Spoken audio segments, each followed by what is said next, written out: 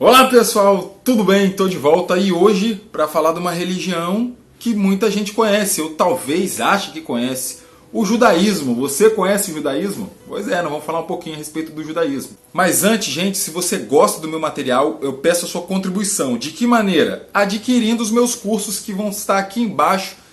Os links deles vão estar aqui embaixo na descrição do vídeo. Só você adquirir eles. Vai ter várias coisas lá. Vai ter esboços de estudos bíblicos, estudos esotéricos e vários outros assuntos. Vai ter curso de cabala, curso das 7 leis herméticas, curso de introdução à magia hermética e vários outros cursos. Só olhar aqui embaixo, você adquire, que você vai me animar para eu estar postando vídeos com mais frequência. Que às vezes eu dou uma sumida assim e às vezes quando eu estou inspirado eu tento fazer uma sequência de vídeo e vai vir sequência de vídeo aí pra vocês. Então espera que daqui a pouquinho vai estar saindo mais outro vídeo bacana. Então vamos lá. Judaísmo, você conhece o judaísmo? Já ouviu falar do judaísmo? Ou se você conhece, eu venho trazer algumas informações, tá, que vai contribuir aí com o seu conhecimento. Claro, vou dar algumas diquinhas de livro, nome de alguns escritores, falar algumas referências bibliográficas aqui, para que seu conhecimento continue se expandindo. Então vamos falar do judaísmo, mas primeiro,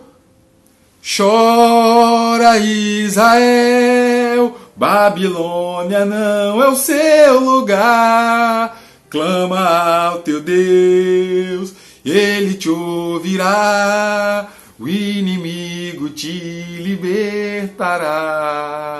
Quem não gosta do judaísmo, né, que é de lá que sai o libertador ou salvador do mundo, segundo a religião cristã, então a religião judaica é uma religião muito importante. A última religião que eu falei aqui foi sobre o islamismo, agora eu vou falar sobre o judaísmo e depois cristianismo, bastante polêmicas, mas sem enrolação, vamos ao vídeo. Então vamos falar aqui um pouquinho da terminologia, da etimologia da palavra. Vamos conhecer um pouquinho do termo hebreu, do termo judeu e do termo israelita ou israelense, propriamente dito. A palavra hebreu, existe duas vertentes históricas de onde possivelmente tenha surgido essa palavra. A primeira vertente vai dizer que os hebreus vieram da linhagem de Heb, que na verdade era um dos filhos de Sem. Lembra de Noé, os filhos de Noé? Sem, Cã e Jafé? Pois é, o que acontece? Depois do dilúvio, cada um desses filhos foram para um lugar no continente do nosso mapa.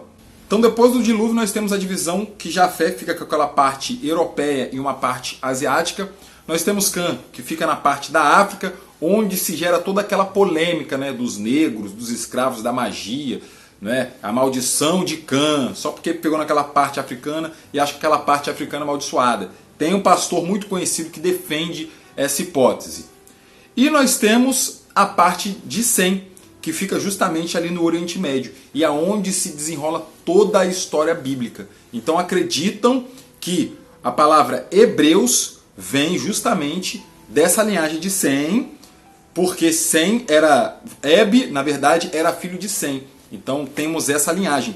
Por isso que se chama povo semita. Por quê? Porque temos Sem, temos Heb e temos os hebreus. E a segunda hipótese é aquelas que os povos, né, do outro lado do rio Tigre e Eufrates, quando viram aquele povo atravessando o rio, começaram a chamar eles de Rabirus, que em hebraico Rabirus significa os errantes. Mas é os errantes no sentido que caminha, no sentido que continuam, no sentido de atravessa, né? Por isso que eles atravessaram o rio Tigre e Eufrates. Eles viram eles atravessando os rios. E o povo dali que já estava estabelecido falava, aquele povo que atravessa, os povos errantes, os povos que caminham. Então Rabirus tem esse sentido, né? Caminhar, prosseguir, atravessar e ir para o outro lado. E um autor muito importante que sustenta a ideia é o Eduardo Arendt. O Eduardo Arendt confirma, eu já li isso em outros autores, mas o Eduardo Arendt confirma essa etimologia do nome hebreus. Ah, eu esqueci de falar, né? A Bíblia Sem Mito, de Eduardo Arendt. Quem quiser comprar, um ótimo livro. Então já temos aí a origem da palavra hebreu. Primeira opção, ou veio de Heb, que era filho de Sem, por isso povos semitas, e Sem era filho de Noé. E a segunda opção era esse povo mesmo, que estava no rio Eufrates, que viram esses povos atravessando e chamaram eles de atravessadores, ou caminhantes, ou aqueles que prosseguem, aqueles que caminham, aqueles que atravessam, no termo hebraico rapirus. O termo judeu já é mais fácil, né? O termo judeu, nós temos aí que as 12 tribos de Israel, temos uma tribo chamada Judá, que na verdade as tribos de Israel nada mais são do que os nomes dos filhos de Israel, os 12 filhos de Israel. Então nós temos Abraão, Isaac e Jacó. Lembre-se que depois da luta de Jacó com o ser celestial no Val de Jaboque, o nome dele deixa de ser Jacó e vira Israel, né? Como príncipe lutaste com Deus e prevalecestes. Então nós temos aí Israel. De Israel nós temos os filhos deles, que crescem e vira toda a tribo de Israel. Agora, por que o nome judeu? Vejam só, né? Por vários e vários motivos, em 1 Reis, no capítulo 11, nós temos a divisão das tribos, né, de Israel, dos reinos, onde teve a briga entre Roboão, filho de Salomão, e Jeroboão. Salomão era um rei extremamente maravilhoso para Israel, mas ele cobrava imposto muito alto. Jeroboão já vinha cobrando, batendo na tecla para Salomão parar, mas só que Salomão não parava. Salomão morreu, Roboão ficou tomando conta de todo Israel, mas só que grande parte desse povo era a favor de Roboão, porque os impostos estavam sendo muito altos.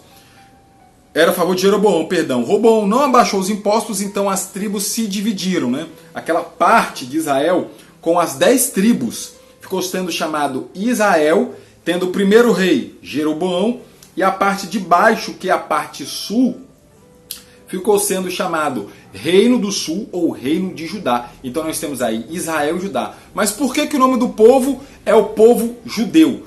Porque simplesmente com essa separação das duas tribos, parte norte e parte sul, Israel e Judá, o que acontece? Os assírios invadem o norte de Israel e levam as 10 tribos embora.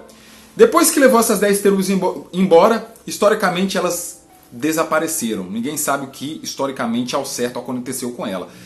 Pós-cativeiro vai ter muitas controvérsias, muitas histórias, o que pode ter acontecido. Aí vai entrar a história dos samaritanos, que é uma história longa de se explicar aqui, mas basicamente é isso. Então a tribo de Israel desapareceu. O que permaneceu? A tribo de Judá. Então por isso que nós temos o povo judeu, o povo de Judá. Se eu estiver falando muito rápido, gente, calma, tenta me compreender. É muito conteúdo para pouco tempo aqui, tá certo? Então vamos lá. O que é o povo israelense? O israelense é mais fácil de entender. Israelense é todo aquele que nasceu, tem a nacionalidade de Israel, que nasceu em Israel, israelense. Então aqui nós já sabemos o significado do povo hebreu, né? A gente precisa, uma hora fala hebreu, outra hora fala judeu, israelense, mas afinal o que é o que? Então a gente já sabe aqui o que é o hebreu, significado, de onde surgiu essa ideia. Nós temos aqui o significado de onde surgiu o povo judeu, e nós temos aqui o significado do porquê a palavra israelense. Qual é a fé do povo judeu? Atualmente, o povo judeu tem uma fé monoteísta, isso é, acredita em apenas um Deus e adora apenas um Deus. Mas, a princípio, estudiosos já mostraram isso, que o povo judeu, ele não era, a princípio, né, na sua formação, no seu bojo, na sua formação, a princípio, ele era um povo monoteísta. Depois disso, o que nós já vemos na Bíblia não é o monoteísmo claramente dito, mas nós vemos uma concepção do monoteísmo, que é a concepção enoteísta. O que é a concepção enoteísta? A concepção enoteísta acredita que existem vários deuses, mas que existe um desses deuses que é o maior de todos eles. Então essa concepção enoteísta nós já vemos na Bíblia. Então vamos por partes para você entender. Historicamente, o que os historiadores, né, investigaram, historiaram, dizem. A princípio, Israel era sim um povo monoteísta, ou politeísta, adorava vários deuses. Depois de algum tempo, aí a gente já vê na Bíblia, refugos do enoteísmo. O que é isso? Existe o Deus maior e outros deuses menores. Onde a gente vê isso? Nas questões de Terá, o pai de Abraão. Nós vemos isso em Moisés, quando Deus fala que é para passar, né, o sangue do cordeiro nas portas, porque ele vai matar todos os primogênitos do Egito, humilhando os outros deuses. Opa, então existem outros deuses? Não é só esse Deus que é o único? Não. Né? As pragas ali, Deus também de Israel estava humilhando os outros deuses. Ou seja, uma vertente do politeísmo, que é o enoteísmo. Né? Existem vários deuses, mas existe um Deus maior que todos. Até aí tudo bem. Tá? Existe uma diferença entre Israel ser totalmente politeísta. Politeísta tem a liberdade de cultuar vários deuses. E tem uma diferença nessa questão enoteísta. E aí a gente já percebe muitas coisas. Por quê? Porque constantemente Israel adorava esse Deus que era o maior de todos, mas constantemente ele caía em erros e adorava outros deuses. Vários historiadores já deixam isso claro, até historiadores meio que ortodoxos, que defendem a fé. Né? O que acontece? Depois do cativeiro babilônico, a Síria invade, leva o povo da parte de cima do norte embora. Depois teve o outro cativeiro, que é o cativeiro babilônico, que a Babilônia veio e pegou aquela parte de baixo, tornou cativo.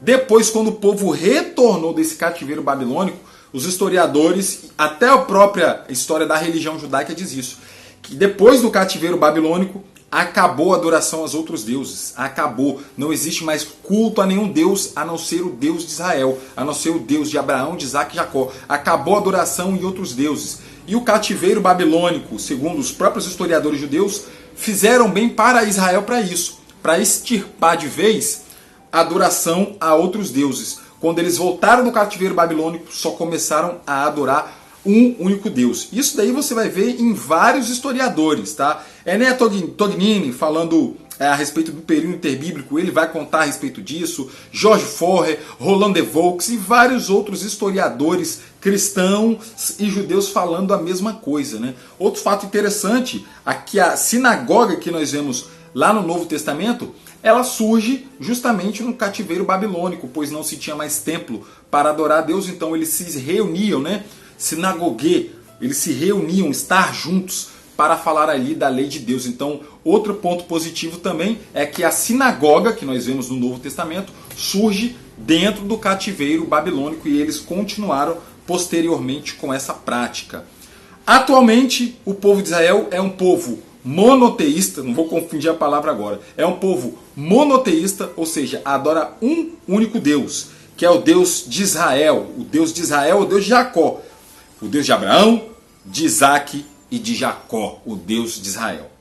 Os livros sagrados, né? Nós temos aí primeiramente a Torá, a lei, que nada mais são do que as leis dadas diretamente do próprio Deus para Moisés e é observada por todo o povo. Né? A Torá aí vai ser composto pelos 5 primeiros livros da Bíblia, Gênesis, Êxodos, Números, Levíticos e Deuteronômio. Esses 5 livros compõem a Torá. A Torá também é chamada no grego de Pentateuco. Né? O que significa Pentateuco? Penta em grego 5 e teukos, estojo, receptáculo. Então esses 5 eram guardados num estojo, em um receptáculo. Então nós temos aí, né, Torá em hebraico e Pentateuco em grego. O Antigo Testamento para o povo de Israel, que para o povo, os judeus ortodoxos, a Bíblia judaica é realmente o Antigo Testamento, não existe Novo Testamento. Quem vai aceitar o Novo Testamento são os judeus messiânicos, a qual eles chamam de Brit Hadashah, né, ou a nova aliança, outra aliança, a nova aliança. O povo judeu ortodoxo não aceita. O Antigo Testamento é a Bíblia para ele. Então, a Bíblia hebraica toda eles chamam de Tanakh, ou Tanakh, tá certo? Essa Bíblia, no Tanakh existe a Torá, o Nebiim e o Ketuvim, ok? A Torá é a lei, é o compêndio máximo, mas são 5 primeiros escritos, tá ok? Não é toda a Bíblia hebraica. A Torá são 5 primeiros escritos. A Bíblia hebraica é composta pela Torá, está dentro do Tanakh. A Bíblia hebraica é composta pela Torá, Nebiim, os profetas e Ketuvim, os escritos.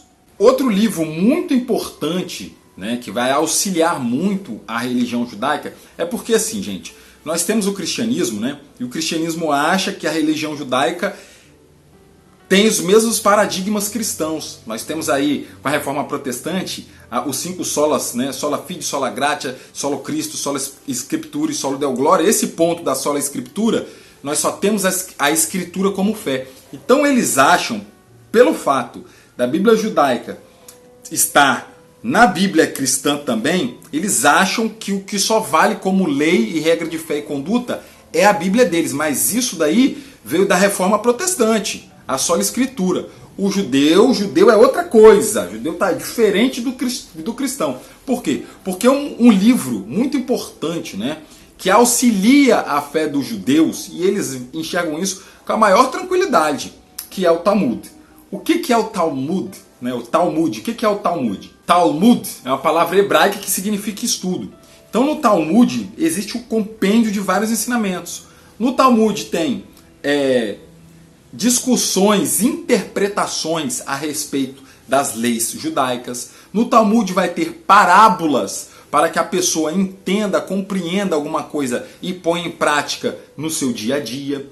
Dizem também, tá, isso também vários escritores dizem isso, né, você vai achar fácil por aí, que Moisés, quando estava no monte, ele recebe as leis escritas, e Moisés desce do monte com outra lei, que seria a lei oral. Tem até também no Eduardo Arendes, a Bíblia Sem Mito, ele também fala um pouquinho a respeito da tradição oral e ele vem trazendo esse apanhado histórico. Então Moisés desce com as leis, as 10 leis, e também desce com outra lei, que é a lei oral. E isso é chamado, essa lei oral é chamado na tradição judaica de a tradição dos anciãos. No Novo Testamento é falado a respeito da tradição dos anciãos. O que é essa tradição que é falada no Novo Testamento? Essa lei oral que Moisés desce no monte. Então Moisés recebe os mandamentos de Deus com as tábuas, mas também recebe uma lei oral. Essa lei oral foi posta também, parte dela, no Talmud. Então nós vamos ter aí esse compêndio, esse conglomerado de ensinamentos, de leis, de observâncias. Tudo isso vai estar dentro do Talmud. O Talmud é todo este livro, todo este compêndio. Dentro do Talmud existem duas divisões que o pessoal fala muito. Isso está dentro do Talmud, que é as duas partes. Uma parte é chamada de Mishnah e outra parte é chamada de Gemara. Mishnah e Gemara estão dentro do Talmud, beleza? Então nós vamos ter Mishnah e Gemara. O que seria o Mishnah? Mishnah seria os ensinamentos orais de vários rabinos que foram importantes para Israel, né? Incluindo interpretações da lei. Então nós temos o Mishnah. Nós temos o Gemara. O que é Gemara? O Gemara já vai começar a complicar. Por quê? Porque quando o Talmud chega para os judeus da Babilônia, os judeus da Babilônia analisam a interpretação dos outros rabinos e começam a fazer uma discussão. Então nós temos a Mishnah, que é ensinamento orais que foram passados oralmente, que eles anotaram, Mishnah. E nós temos o Gemara. O Gemara é as discussões entre os dois rabinos. Os rabinos de Jerusalém, os rabinos de Israel e os rabinos que estavam ali na parte da Babilônia. Então eles começaram a discutir. Essa discussão era o Gemara. Tá? Então nós temos o Mishnah, que são as interpretações, e o Gemara, que são as discussões por parte dos rabinos da Babilônia.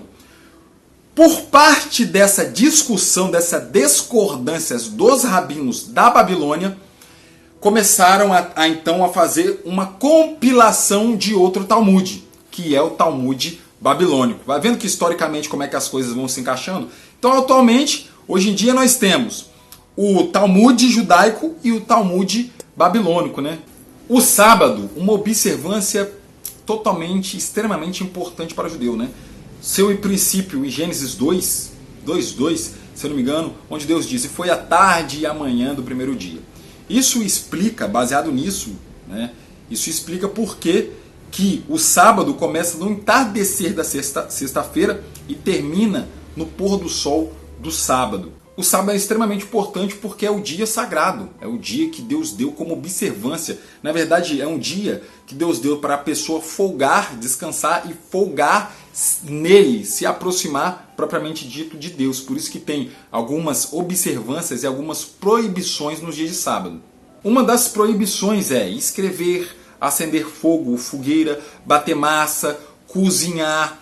Existem várias proibições a respeito do dia de sábado.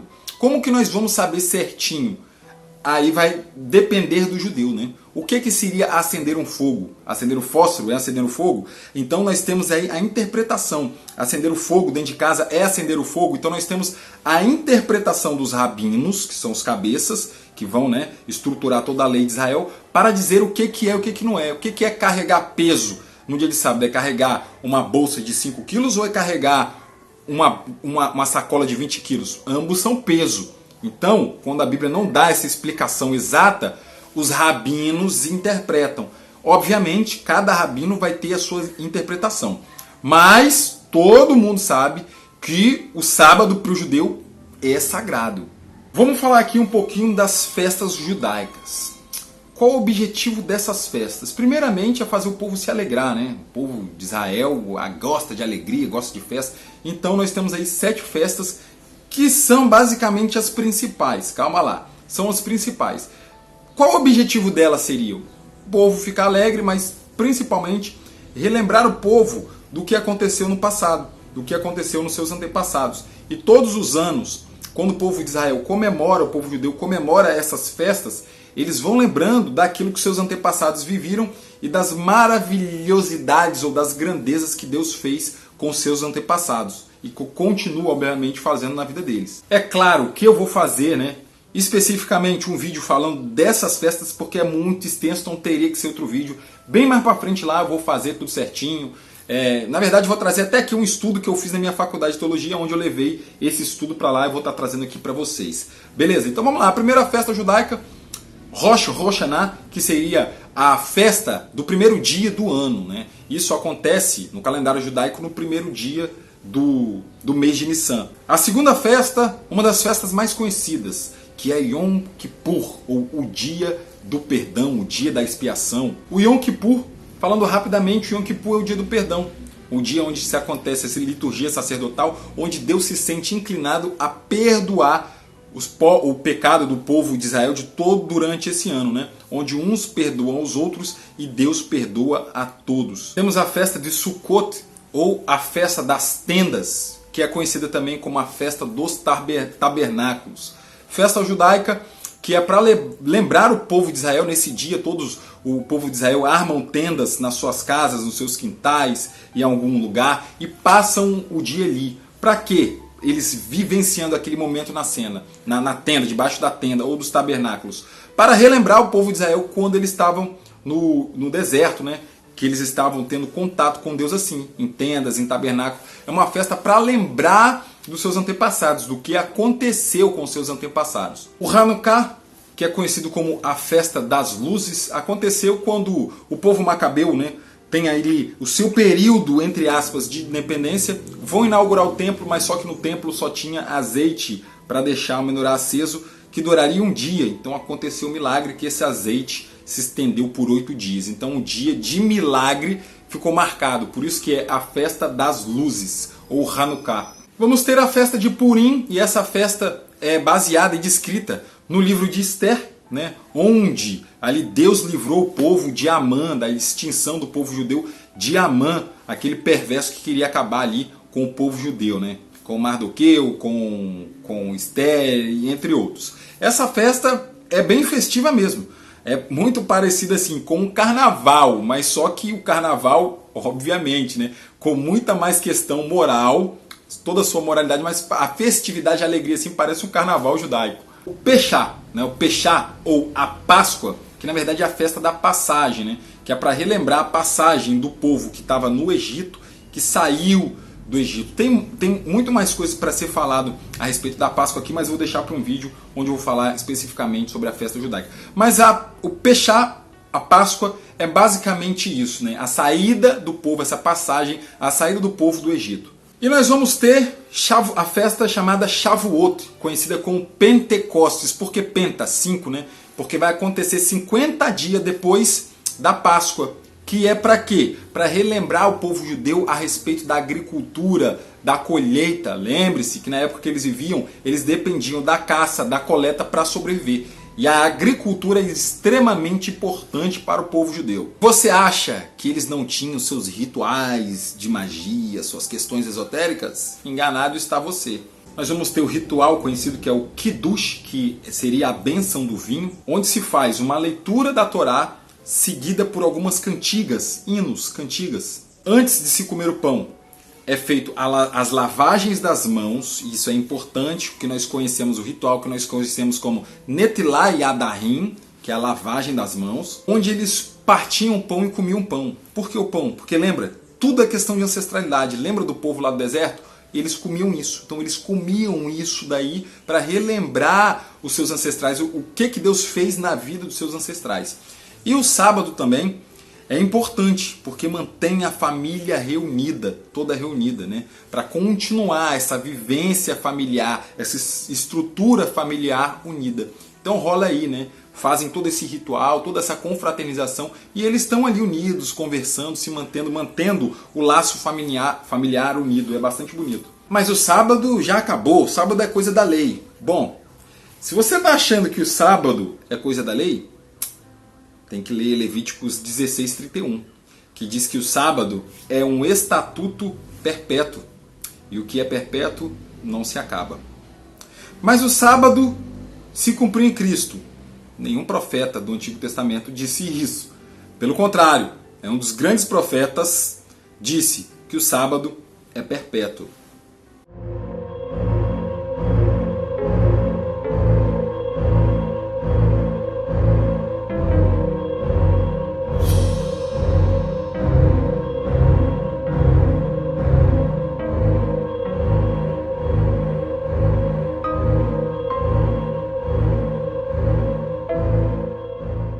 Existe toda uma história onde vai girar todo o cenário, né, todo esse enredo judaico em torno de uma pessoa, que seria o herói da fé judaica. Essa pessoa é o Messias. No judaísmo existia um ritual chamado de unção, onde eles pegavam azeite, trabalhado misticamente, magisticamente, religiosamente, e despejavam na cabeça de uma pessoa que seria o escolhido de Deus. Né? Quando se despejava o azeite representa o despejar, o machar, o untar a cabeça dessa pessoa escolhida era como se fosse uma coroa energética, uma coroa espiritual que era posta na cabeça da pessoa. Isso é uma metáfora, tá, gente? Não era posto uma coroa espiritual na cabeça da pessoa, tá? Isso daí era uma metáfora para dizer que a pessoa tinha a autoridade. O rei tem uma coroa, a autoridade espiritual, e que ele faria um grande ato guiado por Deus. Né? Então nós temos aí essa concepção do Messias. O que é Messias? A palavra Messias vem do hebraico machar, que significa da raiz, né? Machia, ungido. Por quê? Porque ungia. Quando ungia, ele era o machia.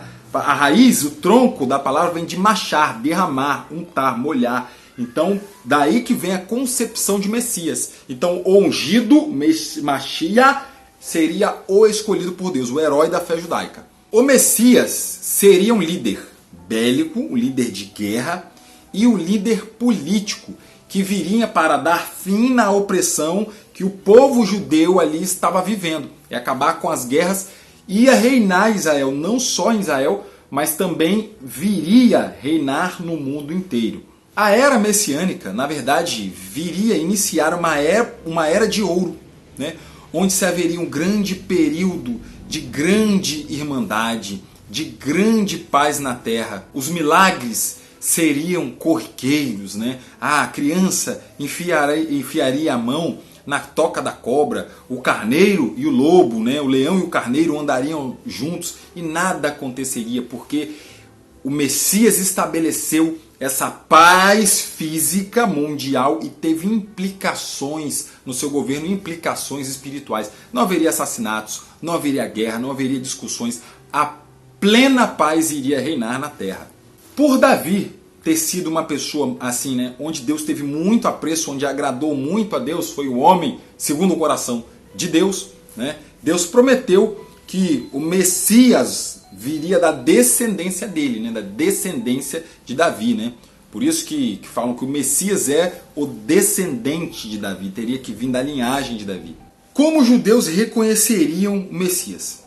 É importante você entender que a concepção, a ideia do Machia, do Messias, está toda na Bíblia hebraica, né?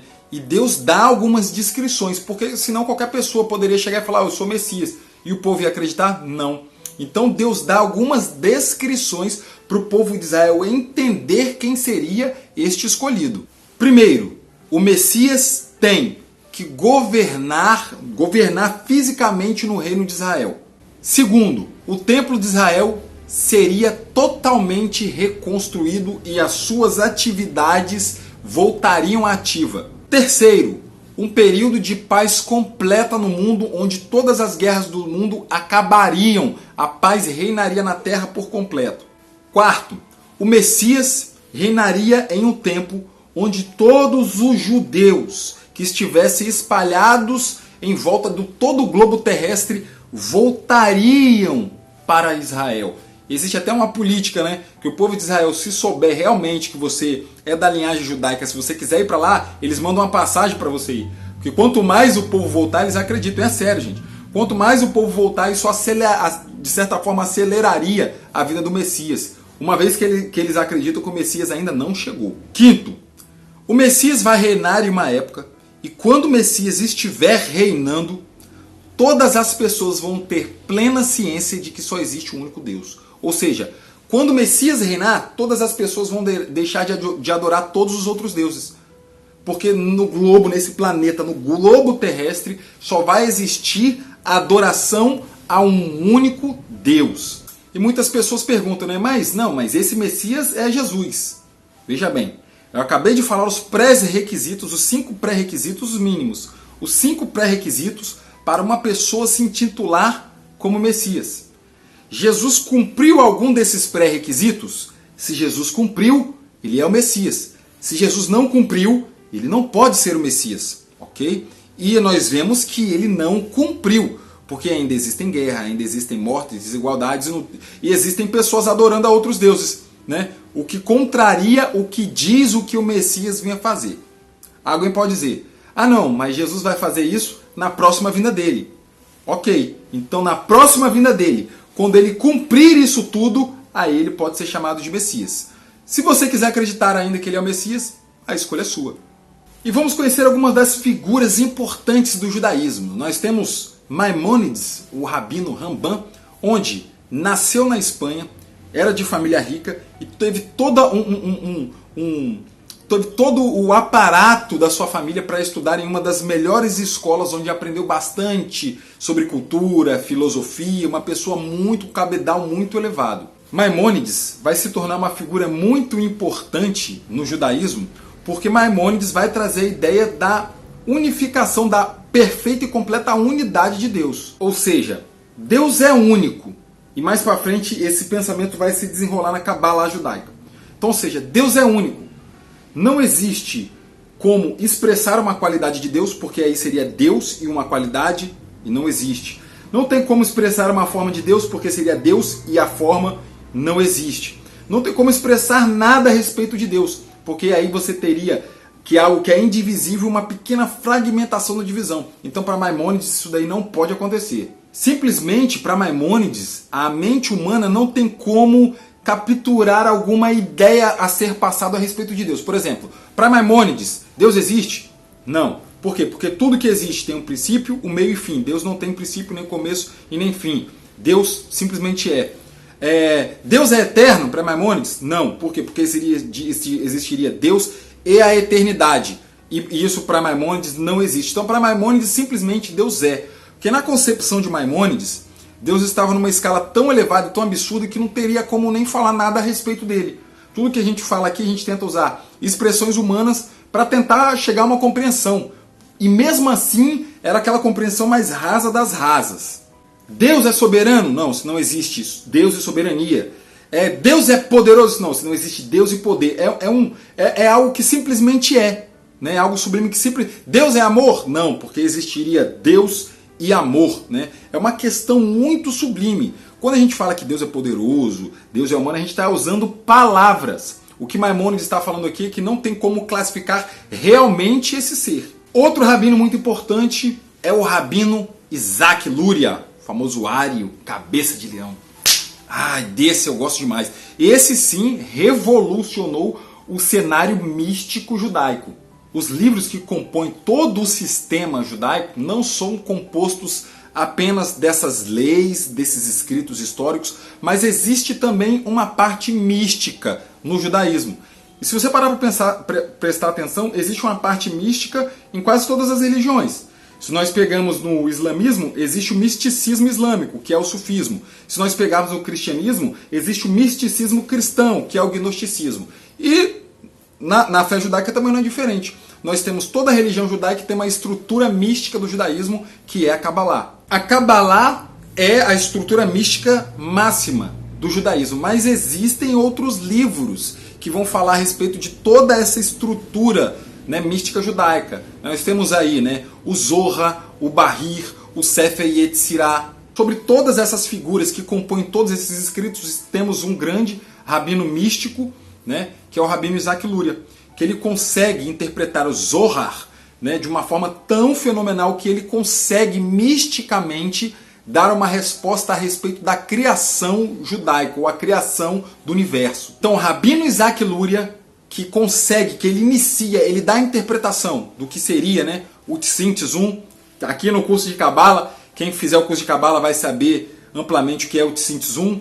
Vai trazer o conceito de Adam Kadmon, vai trazer o conceito de luz no vaso, vai trazer os conceitos das faíscas divinas. É importante, né, só para você entender. Na verdade, os escritos de Luria nunca foram escritos por ele, né? Eram escritos por um discípulo dele que estava muito próximo a ele, que era o Haim Vidal. Então, Luria ensinava e Haim Vidal anotava. Luria é extremamente importante porque Luria modifica todo o pensamento esotérico, místico, judaico e vai dar portas para o pensamento racídico judaico. Nós vamos ter outro rabino muito importante, Israel ben Eliezer, ou mais conhecido como Baal Shem Tov.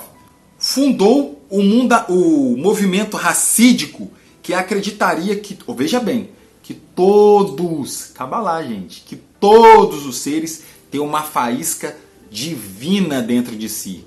Hassidismo vem da palavra Hassidim, que significa os piedosos. Então, qual seria a importância aí do hassidismo, né? O que acontece, gente? Chegou uma época que, para se preservar a lei judaica, o estudo da lei judaica, era feito muito em grupos fechados. Chegou uma época que as pessoas não tiveram muito acesso a essas leis, a esses ensinamentos. Aí surge o movimento hassidíaco, né? O movimento dos piedosos. Então, né, aqueles grupos que não tinham acesso, pequenos povoados, não tinham como entender e estudar a lei judaica, não tinha como, né? Então Baal Shem Tov surge com esse movimento hassidíaco, onde ele fazia reuniões abertas, inteligência, né? Ele começava a fazer festividades para o povo. Quando o povo era reunido através da festividade, aí ele começava a ensinar, né, a respeito da lei de Deus, a respeito das faíscas divinas, né? Por isso que os piedosos, eles queriam mostrar para toda a humanidade que eles em si também carregam uma fagulha divina. Claro que vai existir outros grandes rabinos, né, como Moisés Cordovero, mas o tempo ficaria muito longo, muito escasso. Então, o que eu tenho para falar da religião judaica é basicamente isso. Lembre-se, se você gostou, deixa alguma coisa, tiver com alguma dúvida, deixa aqui nos comentários, tá certo? E, gente, ajuda eu. Adquira meus cursos aí, contribua, para que eu possa postar vídeos trazendo bastante conhecimento toda semana. Às vezes não dá para postar toda semana devido às minhas tarefas. Mas se vocês me animarem, me ajudarem, eu ajudo vocês. Se me ajudarem, eu ajudo vocês. Meus cursos estão aqui embaixo. Contatos também de alguns serviços mágicos estão aqui embaixo. Espero que você tenha muito gostado do vídeo. Pera aí. E um dos textos mais lindos de toda a Bíblia judaica, que está justamente em Isaías, no capítulo 1, no verso 18, que diz assim: Vide então, erguei-me, diz o Senhor, ainda que os vossos pecados sejam como a escarlata, eles se tornarão mais brancos do que a neve. Ainda que sejam como carmesim, se tornarão branco como a lã. Espero que vocês tenham gostado do vídeo. Prazerzão estar aqui com vocês de novo. Um abração, até a próxima. Tchau, tchau.